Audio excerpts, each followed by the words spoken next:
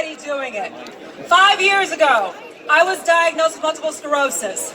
Doctors had me on 9 different medications, and all they did was make me feel sicker. But thank God, because of cannabis, I am no longer taking Adderall, Flexeril, Baclofen, Zofran, and a $90,000 a year MS drug.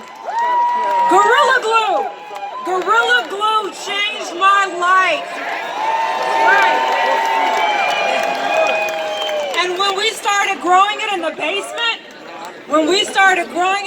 basement, that's when I realized that even though I was a card-carrying medical marijuana patient, I still wasn't free. Because even though I had a job on TV, police could come in my house, take everything I owned, and never charge me with the crime. But because of you, because of us, we changed those corrupt laws, and now civil asset forfeiture laws are being changed. We did that. But guess what? That's just the beginning. We have a few more things to call out. We have a few more laws to change.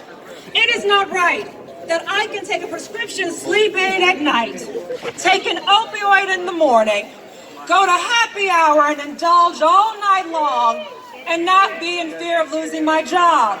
But yet, if I take a cannabis oil that doesn't even get me high, I could be fired on the spot.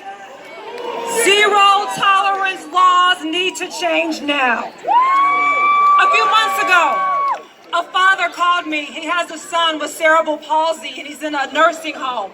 Cannabis is one of the few things that works for him, but he cannot give his son cannabis in that nursing home because that nursing home receives federal money.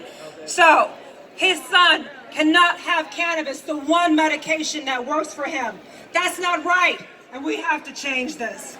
And it is definitely not right that the people who built the medical marijuana and the marijuana industry in Michigan are being barred from participating in it. I cannot hire some of the most experienced growers and bud tenders because they have records for something that is no longer illegal.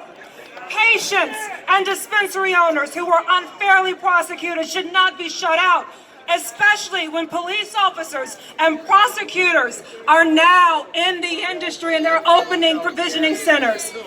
It's better for everyone when it's better for everyone. And let us not forget about expungement. No one should have a simple possession charge on their records anymore. Having a joint should not prevent you from getting a job, getting a loan, getting a home. Wipe the record so these men and women can go on with their lives. So as Matt Abel said, our work isn't over. The other side is not going away silently. They are marching all over this state and they are convincing mayors and city councils to opt out of this industry.